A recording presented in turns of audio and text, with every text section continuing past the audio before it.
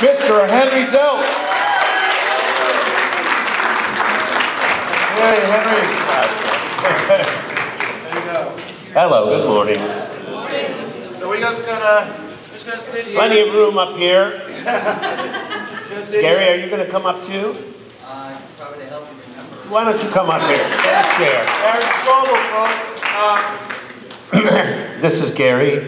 We work together. Gary archives all of my pictures. Gary is the archivist. I just gotta set it. Okay, so these are monkey slides. I was the Monkees photographer the second season, and then the summer tour in '67. The way that happened was one morning up in Laurel Canyon, where I lived, the phone rang, and it was the editor of Tiger Beat. I didn't know the guy, but he got my number, and he said, could we hire you for the day to go down to the film set and photograph the monkeys all day? We'll pay you for the day, and then you give us all the film. And I thought, well, that's great. I was just new to photography and just starting to make a little bit of money at it. The first year, I just took pictures myself, and then I photographed the Buffalo Springfield, and a magazine used the picture and paid me $100, and I went, wow, I can't believe someone is going to pay me to do what I love to do. And so they hired me for the day, and I went down to the set. I didn't know what to expect, but there was all this activity and these four young, energetic guys. I had seen Mike before at the Troubadour Hootenannies, and I think I'd seen Davey around one time, but I didn't really know these guys. But by the end of the day, we were all good friends, because it was a very loose atmosphere, and on a TV set, there's a lot of downtime when they change the lights and they change to the next scene. So we would hang out, and talk and stuff. Do what us hippies did in the 60s, So this was one morning when I got to the set. That's exactly what I saw. Each week, I had no idea what the show was going to be, and each week it would be something totally different. And so this one morning when I got there, and I would get there around 9 or 10 o'clock, when they were just sort of ready to start filming. The Monkees had to get there early and do makeup, and they had to, they had a few hours before they get filming. So I walked in, and there was all these harem girls and the monkeys sitting there. So my job was just to photograph pictures of them all day long, as many as I could take. Okay, Mike's going to change the pictures. I have to see what. Oh yeah, so this day we were outside, and that was a little hard to see from here. Who's that guy, Mr. America? Mr. Universe. What's his name, Gary? Dave Draper. Dave Draper. And what was the name of this episode? Ask them. I was 99-pound weekend, so there you go. 99-pound weekend, right. Yeah.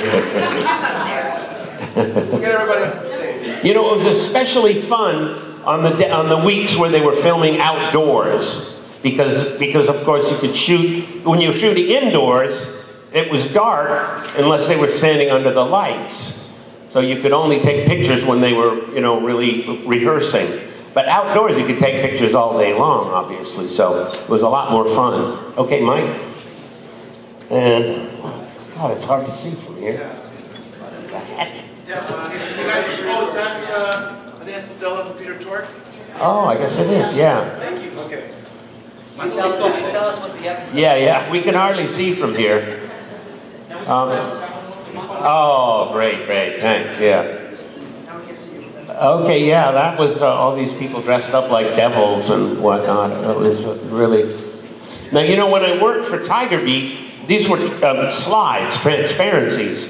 And slides, there are no negatives for them. That's the original. And I would have to give all those to the magazine. So usually I didn't even see the pictures I took. But then usually one day a week, I would be working for Screen Gems. And then I would get to develop that film myself, and I could always keep a couple of those. So the majority of the pictures I took, I don't even have. Getty Images has it now. Okay, Mike? Oh, here's the Western episode on the one in Mexico. It was a nice place to visit. Oh, nice place to visit. Okay. It wasn't Mexico, it was Burbank. Please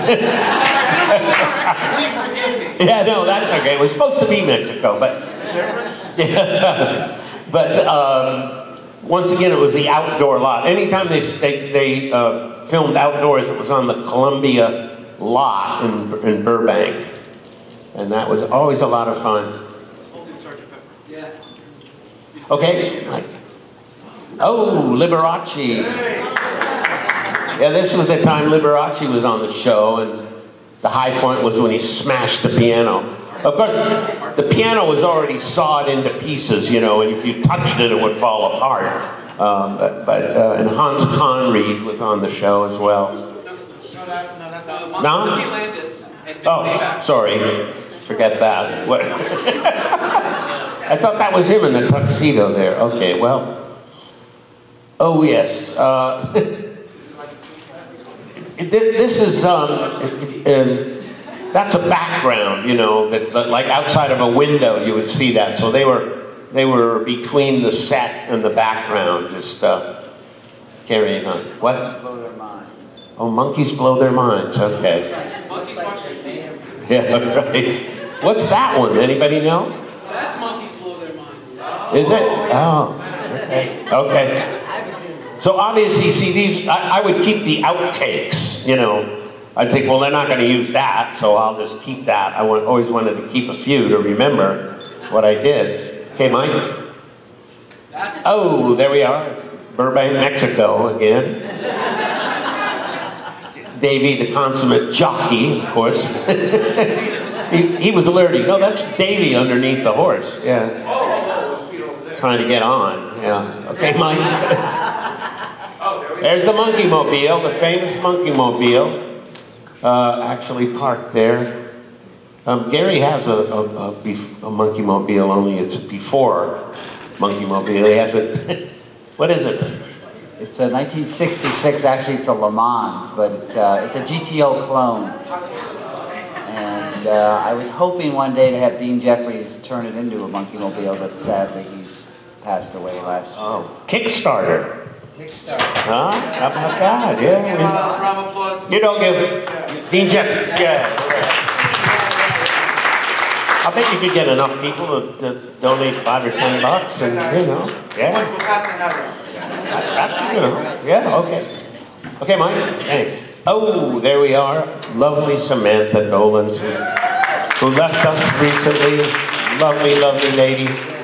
This was in Dallas, Texas, on the '67 tour, and that is one of the Sundowners. And Mickey had just married Samantha, or just brought her over. I don't know, were they married yet? No. He had just brought Samantha Dolans, that's Samantha Dolan. Samantha Just. She was the, you all know this anyway, she was the Top of the Pops girl. That was a famous TV show in England, in London.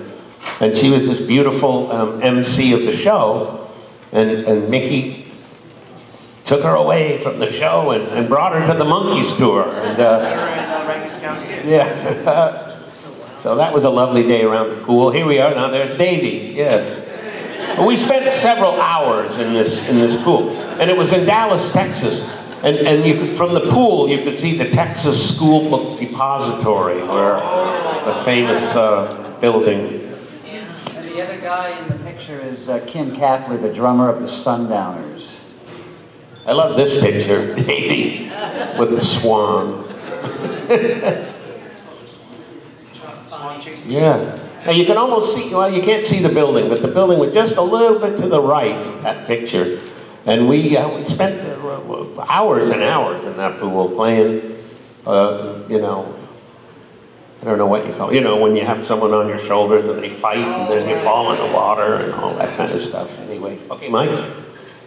Oh boy, there's a lot of these. You guys don't mind, right? Here's the, I have a print of that in there on the table. That it's a little hard to see because it's kind of light in the room, but that was around the same pool, and you can see some of the little, you know, 13, 14-year-old teeny boppers in the background. There was kind of a wall around the swimming pool, and they could stand right outside the wall and just watch, you know, watch us on the other side of the wall. Just like that, yeah. See, you could see the girls looking at the monkeys sleeping in the sun. What kind of lens did you use? That was a fisheye lens, yes. Oh, this is on the street. That was the day that he carried the harp across the street. Right outside on Sunset Boulevard, right outside the studio, the Gower Gulch, they called it, right? Sunset and Gower, and then Beechwood was just east of, that's where the studios were. All right, there we have it. Oh, that's fans from, I guess, the top of a hotel or something. It's a kind of a common shot when you're on the road with a group. I mean, I toured around the world with David Cassidy a few years later, and this was a very common. You look out the hotel window and you see all the kids. I don't know where that was, to tell you the truth, and this either. That's Dallas as well, yeah. All the girls in there. And there's 67 fashions there.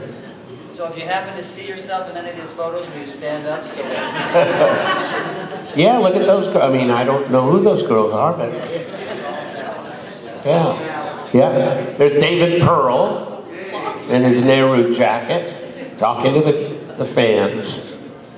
Okay, Mike. Oh, now he's looking at us. Oh, another one. Wow. Oh, there's Davey on the. That was another outdoor shoot where they were wearing those. They all had little animals. They had rabbits and So stuff. does anybody know what episode that was from? Monkees Maroon. Okay, yes. Oh, that's concert. That's a '67 concert. Yeah. What venue? No, I have no idea what venue. I mean, I traveled all across the country with them in their big Monkees airplane with, you know. What do you think he was singing in that shot? Any guesses why he was singing? I believe Wanna Be Free? I think he's singing "I Want to Be Free." Or it could have been What's the one, the mountain? Oh yeah. Yeah. Could have been. I think it's I Want to Be Free, yeah. And then this was the musical number. One day a week down at the set, they do the musical number, the video. Oh, thank you. Excellent. And so this was during the day when they would film the actual musical video, you know, the music part of the show. Oh, thanks. Thank you very much. All right. I gotta do something. Would you drink it for me, please? Okay, Mike, thanks. Oh, that's the Hollywood Bowl show. Rehearsal in the afternoon at the Hollywood Bowl. One of those, 67, 68? June 9th, 1967. June 9th, 1967. Wow. Oh, I don't know where that is. Somewhere on the set. Okay, Mike. Oh. Christmas episode. Is it? Okay. That was outdoors too, wasn't it? Some of it. Some of it outdoors, yeah. Where's Butch Patrick? Where's Butch Patrick? He's in the ballroom. You want to grab him? Okay, never. Next to my booth. Why am I going? These are just portraits, you know, that I would keep out, you know, to keep a few of the good ones for myself. That was on the tour. I can tell by the little Nehru jacket thing he's wearing. Or it could be in San Diego, the Kool-Aid commercial. Maybe. Back at the hotel, I'm not sure. It all runs together, you know. I can't quite remember. Okay, Mike. Oh, there. That's Dallas. And of course he's wearing the monkey love beads, which I actually made for myself up in Laurel Canyon. I thought I'm going to make some of my own love beads, because the little girls would make love beads, but they would just put every color, you know, no pattern, just string up any color at random. And I thought, well, I want to make something. I'm a Virgo, so I had to make it a little more analytical. And so I had 5 blue and 5 white, and they were the little tiny seed beads. And I strung that together, and I put one red one at the very end. And I wore them down on the set the next day, and Davey came right up to me and said, "Hey, man, could you make me some of those?" And the next day I brought him some. And then the next day after that, the cameraman, Frank something, he came up and said, "Henry, would you make me some of those beads you made for Davey?" And then Mickey wanted some. and then every day there were girls from 16 magazine and from Tiger Beat, and they were the correspondents who would come down and write about the Monkees. And so they saw everybody wearing these, and they started saying "Monkey Love Beads," and then they sold them in little packages, you know. There they are.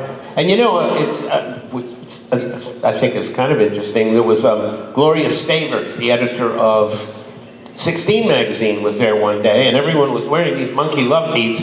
And she said, "Henry, would you make some beads for a friend of mine?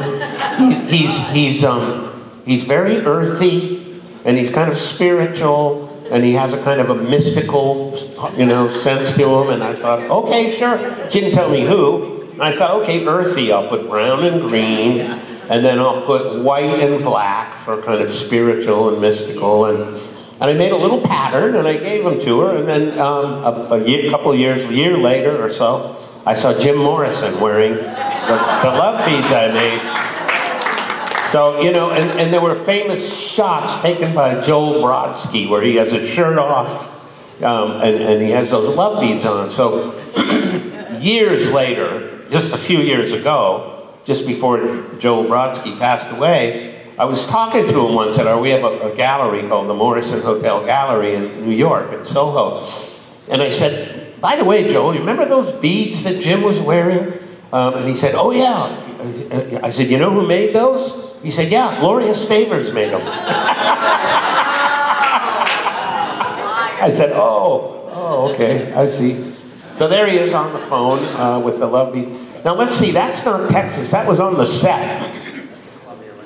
Columbia Ranch, outdoors. They had outdoor telephones, and between scenes, the Monkees could go and call their, you know, answering services or whatever.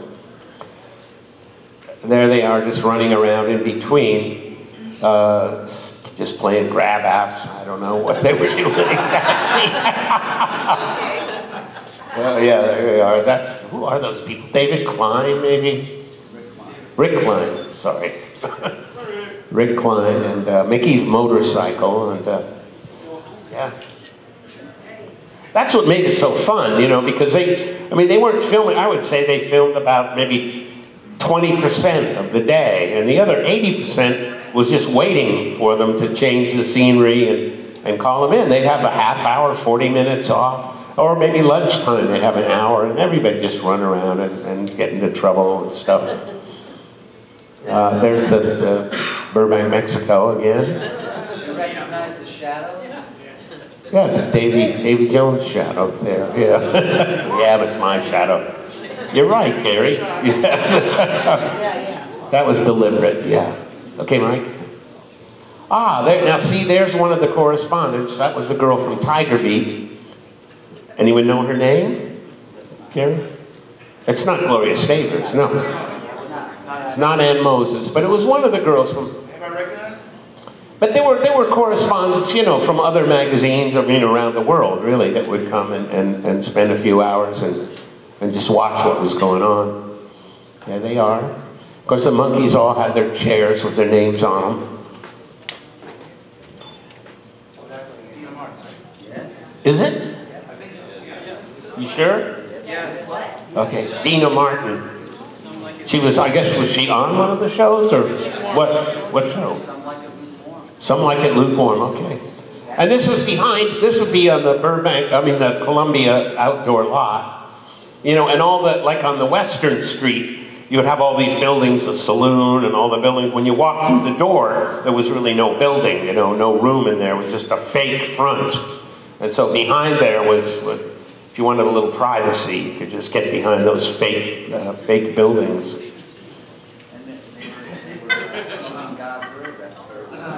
Yeah, Gary, well, I don't think we should mention that here. Was that an episode? No, that's Kurt Russell. Was Davey, I think Davey was on the show with him or something. I don't know why. Was this the movie set? No, this was just, he was visiting the set and they asked him to do a photo session with Kurt Russell. It's just a random shot. Yeah. I mean, I was there, obviously, but I don't remember these things. But Gary knows all about them. This is the Kool-Aid commercial down in San Diego.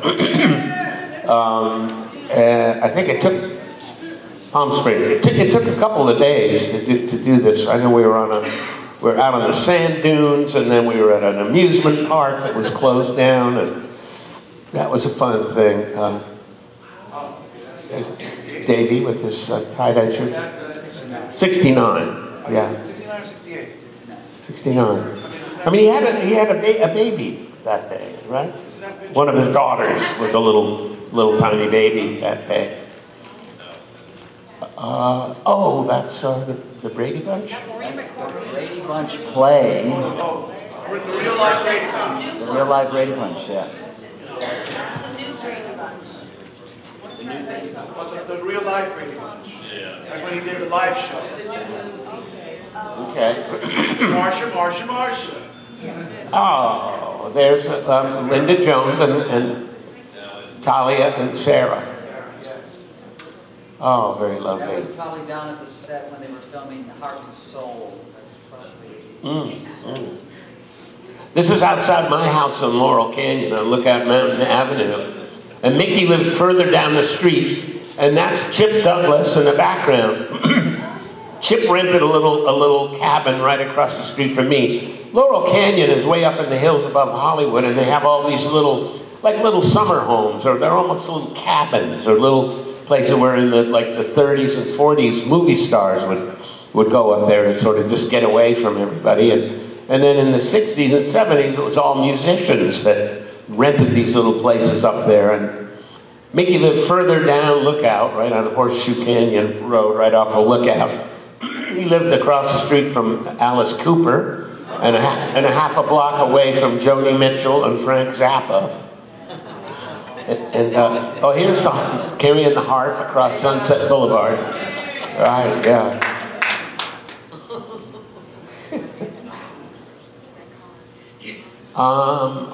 This was Art for Monkey's Sake. I think that might have been the first episode I filmed.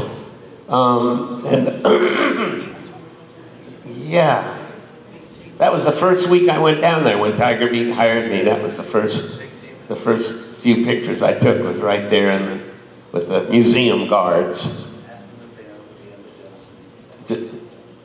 Gary wants to know if anybody knows who the other guy is. Big K-Back. Okay. Big K-Back. Very good. What show? Art for Art's sake. Yeah, that's it. From the show he was from. Big Alice. Oh, okay. Okay, Mike. Oh, there we are again. And Monty Landis. Yes. Hooray. Monty doing okay? Oh, I didn't know that. All right. He went to the other side. Okay. Yes. Yes, Monty Landis. Monty was in quite a few of the episodes, obviously you all know that, but he was always playing a different character. This was on the pirate boat, hitting the high seas. And once again, there was, lots of downtime on the boat, but they couldn't go very far because we were all on a boat all day long.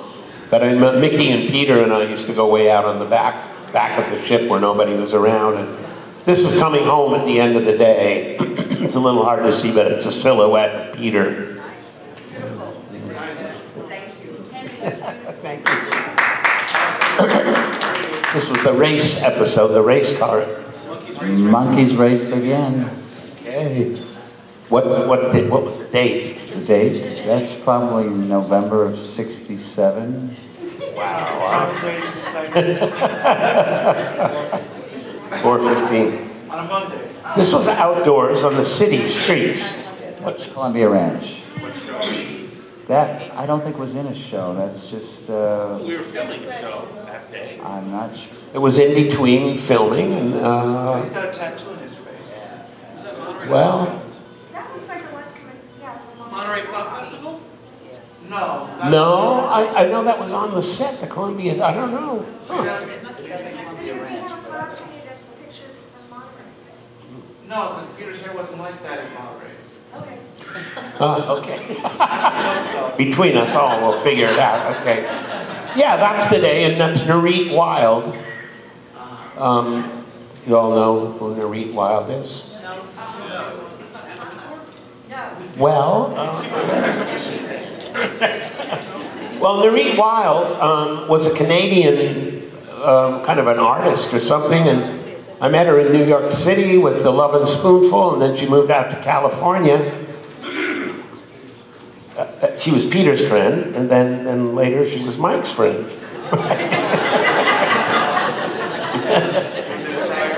Yes. This is on the summer tour. This is the Monkees cargo plane. They actually had a cargo plane that went before the big airplane. It got there the day before to unload all the amps and equipment. And so, I don't know, Peter was just up on the wing of the plane one day. But then they had a huge passenger jet, you know, with couches and a bar and everything inside. And I mean, there must have been about 40 people on the tour. This was somewhere in the Midwest, another swimming pool. But everybody had friends. Peter had 6 or 8 friends along, and Mickey had friends. Everybody had friends, and I was there, and their girlfriends and wives, and it was quite a fun little adventure, quite a fun party. This is in Salt Lake City, filming the musical performance in Head. And they had a dressing room there, and Jack Nicholson was in there. Somewhere I have black and white photos of Jack Nicholson sitting there in the dressing room. Oh. That's a picture I have out on my table. That's 69. That's Peter at the Renaissance Fair. They have Renaissance fairs all over the country, and we used to have a great one.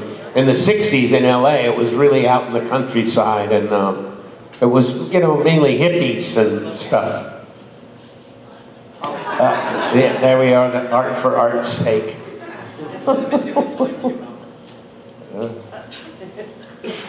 There, that was the one of all 4 of them. Cover of Mystics 2. Oh, is it? Okay. Yeah. Oh, this is one day at the set. A German soccer team came to visit, and they all posed for photos. Yeah. Never knew what was going to happen there on the set. So this was Monkees Blow Their Minds, and in the 60s, I had picked up this book called The Autobiography of a Yogi by Paramahansa Yogananda, and I loved the book. It really changed my life, you know, reading about spiritual possibilities in life. And I bought a whole stack of them, and I was give them away to people, and I gave one to Peter, and he read it. And you know, Bobby Hart has read that book and loves that book as well. Anybody who reads it will really enjoy it. So this is, you know, one of those times where in between, but sometimes they say, well, now boys, don't go away because this will just take 5 minutes, and then they'd have to just sit there waiting for the next scene. Yeah. Yeah, this was in the San Diego, I think, at Humphreys in what, 90? 95. Is that a selfie? Okay. Is that what? Is that a selfie? A selfie? No, that wasn't. Yeah. Oh, so this was on the Columbia lot. There's that telephone they had outdoors. And on the summer tour, when we stayed in Chicago, the Buffalo Springfield came and stayed at the same hotel. Their tours had, the paths of their tours crossed each other, and everyone had a couple days off. So some of us got together, Peter and Stephen Stills and a bunch of people, Richie Ferrier, and we used the Monkees airplane, and we flew up to Wisconsin to an Indian reservation where they were having a big fair.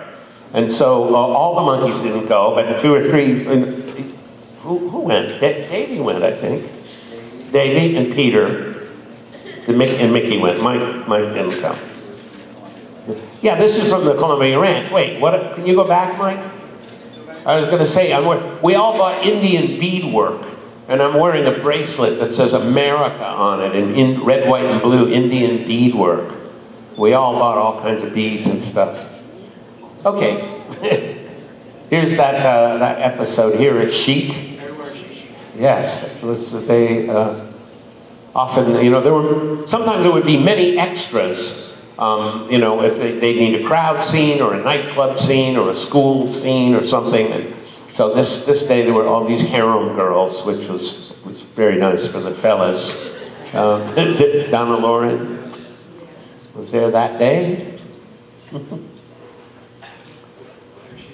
There she is. Yeah. Got a lot of pictures from that. And hey, look, there he is. Yay. Next to my table. Great. See what they're doing in that shot? What are they doing? Well, he has to do the scene where he has to cry, and they're giving him the artificial tears to make sure that it looks real. All smoke and mirrors. Hooray for Hollywood. Yes. Okay, Mike. Thanks. That's in the recording studio, I believe. So this is Henry's earliest shot of the Monkees. This is January of '67 at RCA Studios. Yeah. When the Monkees decided they wanted to play their own music and make their own music, Mike spoke to my friend Chip Douglas that I sang with in a group called the Modern Folk Quartet, and asked Chip to be their producer. And Chip said, well, I'm a bass player. I don't know how to produce. And Mike said, no, just sit there and tell us if it sounds good. You know, that'll be...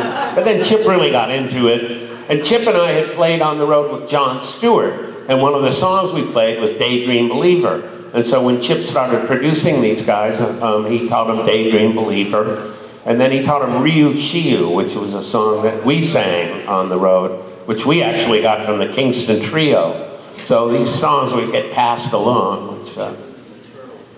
Chip was in the Turtles, and then, okay.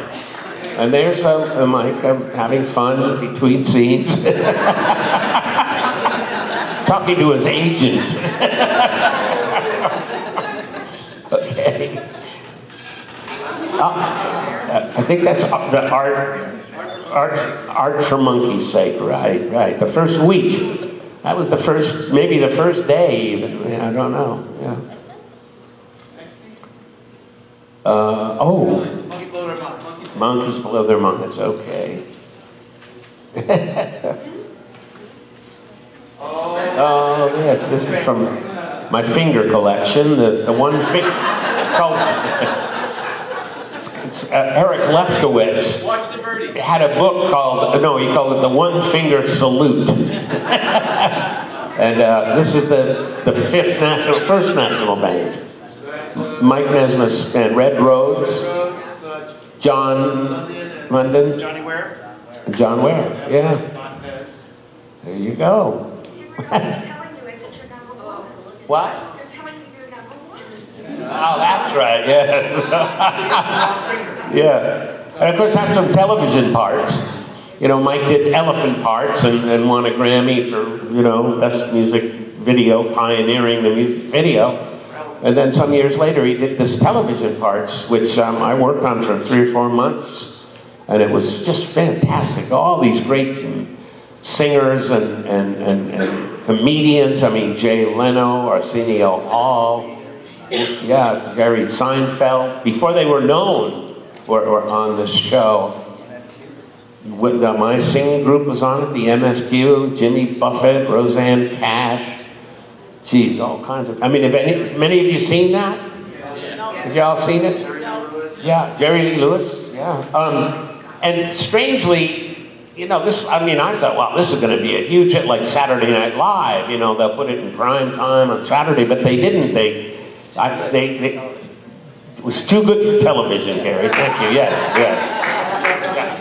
This is my opinion. Can you just put back for just 1 second? My opinion on television part, it should have been released a year later. When the Monkees' resurgence happened in '86, then it would have been a huge hit. Yeah, I think so. Okay. Yeah, no, it was really a great show, but they put it on really late at night, or like, 12:30 or 2 in the morning or something. They reissued it a year later. Yeah. Okay. Yeah, here's television parts again. It's El Dorado to the Moon. El Dorado to the Moon, that is right. No, I don't think it is. People say it's Jessica. No, it's a little girl that was an actress. Yeah. And then they painted the hood of that Cadillac on the floor, and they're dancing on that Cadillac. Yeah. Does anybody know who wrote the song, El Dorado? Who, Gary? Who wrote the song El Dorado to the Moon? It was Bill Martin who wrote Oh, Okay. So there's the real Cadillac that was in the song as well. Okay. Oh, yes.